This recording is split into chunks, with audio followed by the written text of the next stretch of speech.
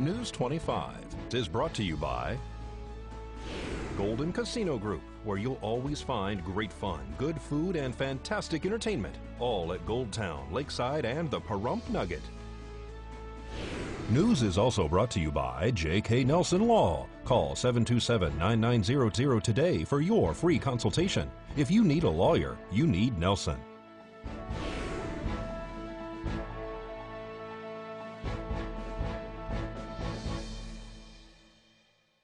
Tonight, the Chamber of Commerce introduces new board members, and a rally is held to bring awareness to chronic pain sufferers. News 25 starts now. You're watching KPVM News 25 with Deanna O'Donnell.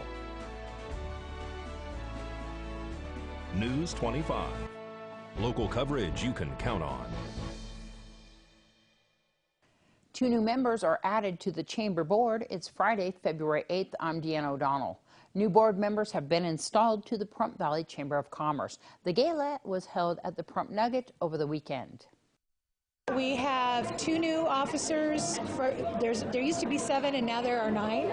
A few outgoing officers and more incoming. So, how's the chamber going? I know you have Balloon Fest coming up. Crazy. It's crazy busy. The booths are.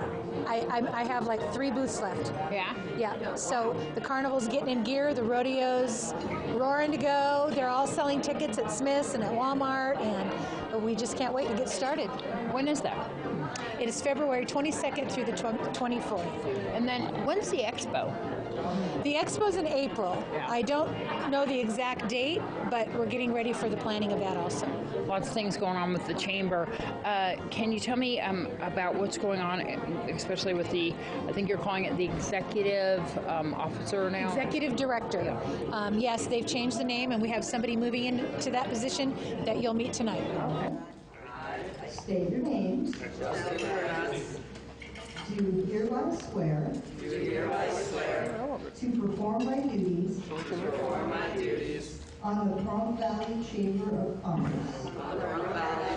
of Commerce. If people want to find out more about the chamber, get involved, find out about the expo, get those last 3 booths for the Balloon Fest, please give us a call at 775-727-5800. Why is it a good idea to become a chamber member? Well, Pahrump's growing like crazy. Judging by the number of people that come up to the chamber to get information, it's crazy. So if you have a business here, you want to make sure to get your name out there. We have our chamber magazine that comes out every year. It's a hot item for all new people that come in. We have events like this where business owners get to know each other and can help each other network and get known in the community. Congratulations. Well, a local woman is arrested by police who say that she took advantage of a senior citizen. Rosanna Caspio has been arrested for abuse against an older or vulnerable person and grand larceny. According to the declaration of arrest, dispatchers were notified that Rosanna Caspio isolated the victim from her friends and was taking her to gamble every day, and that Caspio was allegedly spending all of her money. Deputies questioned the victim, who allegedly stated that her debit card was stolen and that Caspio should not have access to it, as well as her vehicle, which according to the report had been stolen and Caspio did not have permission to use it. Police report that they discovered that funds in excess of $3,500 had been withdrawn from her account at Lakeside Casino. According to police, Caspio says that her name had been added to the vehicle title and said that the victim could easily be manipulated. Rosanna Caspio was then placed under arrest and transported to the Nye County Sheriff's Office Detention Center. The victim was turned over to public guardian to ensure her protection. And Pahrump Valley Fire and Rescue give an update on a large structure fire that destroyed a storage building and contents. Wednesday night, Pahrump Valley Fire and Rescue and Nye County Sheriff's deputies responded to a structure fire on East Charleston Boulevard here in Pahrump. On fire was a large storage building that held personal property from the Benedict family, who are the owners of John Air Heating and Air Conditioning. Personal property was destroyed inside the building, as well as extensive damage to the building itself. Lieutenant Scott Moody from Pahrump Valley Fire and Rescue updates us on the blaze. It appeared to be mostly contents within the building, and the building was becoming involved. The state fire marshal has come out, so has he made a determination at this point? I think it's still under investigation, but at the time there was nothing that appeared to be suspect in nature. They think it may have been a mechanical failure within the RV. Tell me what it was like to fight that fire and what equipment that you had seen. We had multiple engines, medic units. We had a hydrant across the street, which worked out great. We were able to utilize multiple big lines, big streams, a significant amount of water to put this out. And how much is destroyed inside? And was the vehicles on the outside of the building damaged? Nothing on the outside of the building was damaged. The RV within, but a lot of the stuff appears to be salvageable in some way, shape, or form. All right. And then there is a propane facility across the way. Was there any concern about that?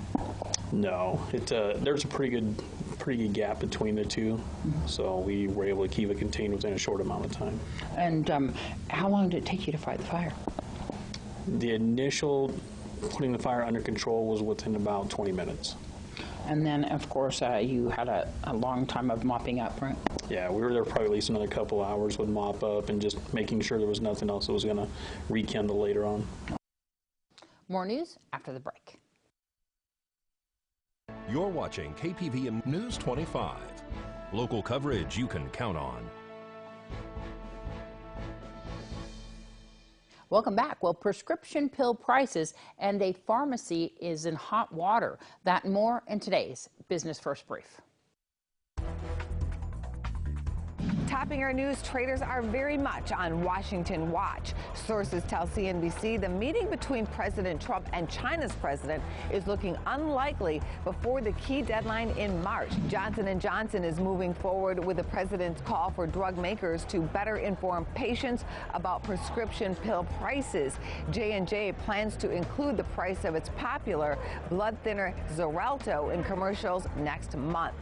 Walgreens is on notice. The FDA has accused the pharmacy chain of allegedly selling cigarettes and other tobacco products to minors. The FDA notes Walgreens is the top violator among pharmacies. Sears and Kmart stores are safe for now. A bankruptcy judge is saying yes to Sears chairman Eddie Lampert's $5.2 billion bid through his hedge fund to keep the 425 stores open and 45,000 people working. Thanks, Angela. Well, let's go to Rhonda Van Winkle with today's News Across Nevada. 35,700 non-fatal workplace injuries and illnesses were reported among Nevada's private industry employers in 2017. Nevada's private industry incident rate of total recordable cases was 3.7 cases per 100 equivalent full-time workers, which is significantly higher than the national average of 2.8. Of the 35,700 cases, 18,900 were of a more serious nature, involving days away from work, job transfer, or restriction.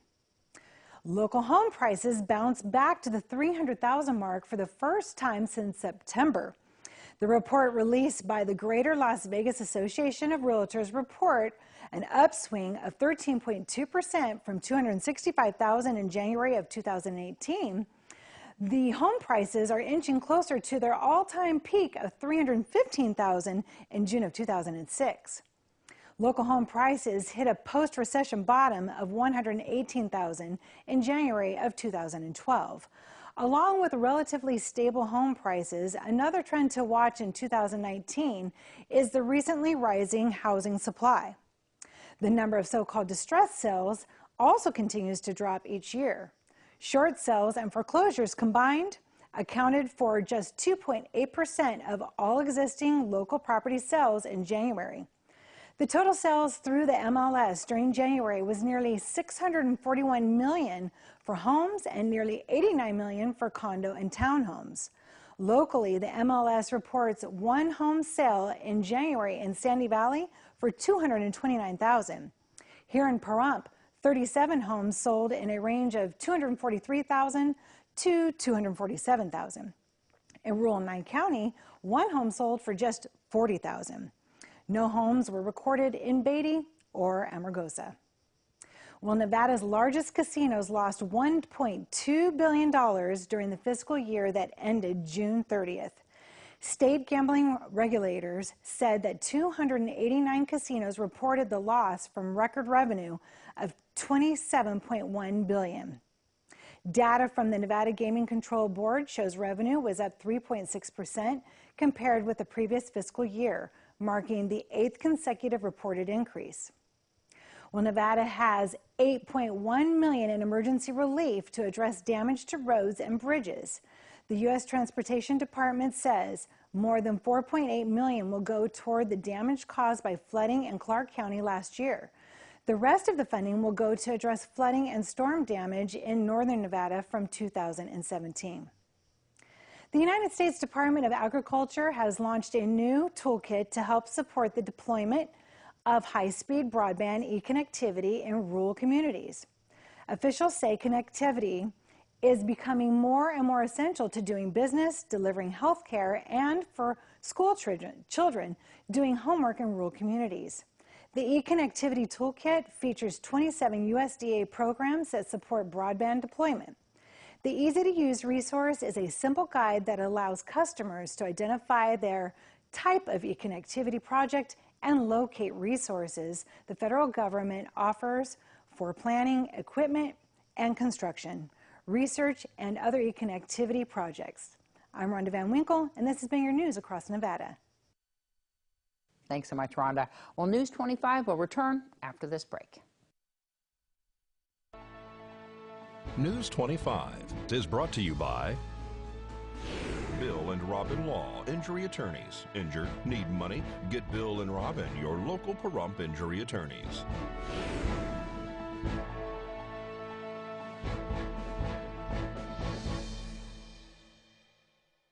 Well, Linda Sipple and her group held a rally at the main intersection in the center of town to bring awareness to those who suffer from chronic pain. It's held annually. It's a national organization. It's for people who want to get involved with the opioid crisis that has been affecting pain patients. The new law that went into effect this year, AB 474, has drastically cut the amount of pain medications that patients are allowed, and they are being taken off entirely or forced tapered down without their permission. And patients are getting sick, patients are dying. Myself was forced tapered from 180 milligrams a day of morphine to 30, and I experienced severe withdrawal symptoms, and nobody told me I would go through withdrawals. I was sick for 6 months. Wow. It was miserable. So what would you like to see done? I'd like to see the AB 474 repealed because it's affecting patients drastically. It's not necessary. The CDC guidelines were meant for first-time patients taking an opioid.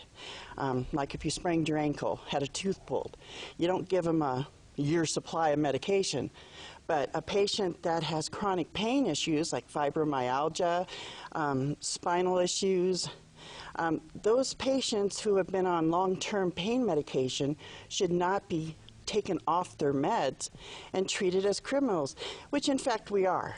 Every patient who does opioids has to sign a contract. We have to pee in a bottle at will when they want to prove that we're taking our meds. What should they do with patients who are abusing the pain medication? If they're abusing the pain medications, they definitely need help from a professional. You know, people need to get involved and help them with what their problem is. Addiction is terrible, that is true, and people have died due to overdoses, that is true, but people are dying by the hundreds from not getting their pain meds also, because they commit suicide because they can't handle it anymore, and it's not right. We had a group of people on the corner of Highway 372 and 160. It was from 12 to 2. We had our colorful signs. It was one of several that were held. There was one up in Carson City at the capital, I think it was. And then there were several in every state throughout the nation. Everybody held rallies, even in places where it was freezing cold. There was a lot of people. So how can people find out more and get involved in either direction, whatever stands that they would like to state? Go to Facebook and look up the Don't Punish Pain Rally website, Facebook page, and they can sign up there and get information there. And get involved. Contact your senators, contact your legislators, contact the governor. We're trying to get a group of people now that are willing to travel up north to see the governor to discuss this issue with him. Well, if you hurry, there's no time to waste. The Pahrump Elks Lodge is hosting a spaghetti dinner tonight, beginning at 5 p.m. for the Kiwanis Club Food for Thought program that helps feed students in our area by providing necessary grocery items to the less fortunate over the weekends and holidays. Currently, the program uses approximately 500 pounds of food weekly. The fundraising dinner is being held at the lodge located at 2796 East Basin Avenue, just past the DMV. Well, the Grammys are happening this Sunday night. Maria Guerra has the latest in entertainment news. The final episode of The Young and the Restless, featuring Christoph St. John, aired Wednesday, and a tribute to the late actor will air today. St. John, who played Neil Winters on the CBS daytime soap opera, was found dead Sunday afternoon at a home in the Woodland Hills area of Los Angeles. He was 52. A cause of death has not been released. Ariana Grande has decided not to perform at Sunday's Grammy Awards show. Sources say that the singer and producers are disputing over which songs she was to sing. Grande's album, Thank You Next, is nominated for Best Pop Vocal Performance and Best Pop Vocal Album. Grammy producers initially declined Grande's choice to perform her new single, 7 Rings, then later agreed on those conditions that they choose her second song. Scheduled to appear on the show are Camila Cabello, Cardi B, Janelle Monáe, Post Malone, Dan and Shay, Casey Musgraves, and Shawn Mendes. Alicia Keys will host the show, which airs February 10th at 5 p.m. on CBS. Singer Bruno Mars will star in a series of 11 shows at Park MGM in Las Vegas this year. MGM Resorts says that the dates will cover April, May, and September at Park Theater, with tickets going on sale today, February 8th. The Born This Way Foundation, created by Lady Gaga, is getting involved in the Las Vegas community as the singer, writer, musician, and actress continues her residency. Lady Gaga began a multi-show stint at Park MGM last month, scheduled to run through November. The foundation said it will launch programming in Park MGM and work with local schools and nonprofits. A survey was taken by the foundation of high school-age Valley residents regarding youth mental health. The survey release shows that only about half of the respondents rated their mental health highly. 90% said that mental health is important, and only 50% said that they rarely or never talk about it. KPVM is proud to bring your weekend movies. Saturday, February 9th on Channel 25.1 at 1 p.m. is Hachi, A Dog's Tale.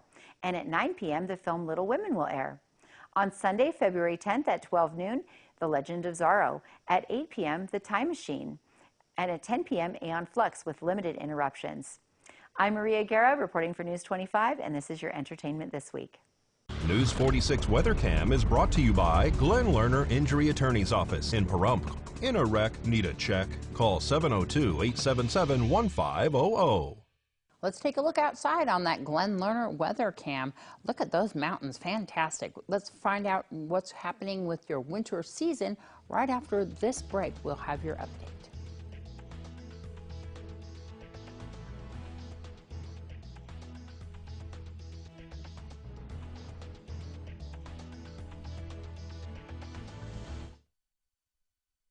You're watching KPVM News 25. Local coverage you can count on. Well, today's highs here in Pahrump, 52 degrees, Amargosa 51, Death Valley 64, Beatty 46, Goldfield 36, Tonopah 34, Fallon 41, and Fernley 39 degrees. Your overnight lows here in Pahrump 36, Amargosa 33, Death Valley 43, Beatty 29, Tonopah and Goldfield both at 18 degrees, Fallon 25, and Fernley 26 degrees. Tonight you're looking at a chance of rain with your low of 36, your average temp 34, sunset at 5:17. tonight. Winds out of the south-southeast at 10 miles per hour with gusts up to 15. Precipitation chance 40%. Tomorrow, partly cloudy with your high of 52, your low of 37. UV index is at 4. Sunrise 6:37 in the morning, and winds out of the south at 12 miles per hour with gusts up to 16. Chance of rain 20%. Your 7-day forecast shows that chance of rain on Sunday, clearing up on Monday with some clouds coming in through the rest of the week.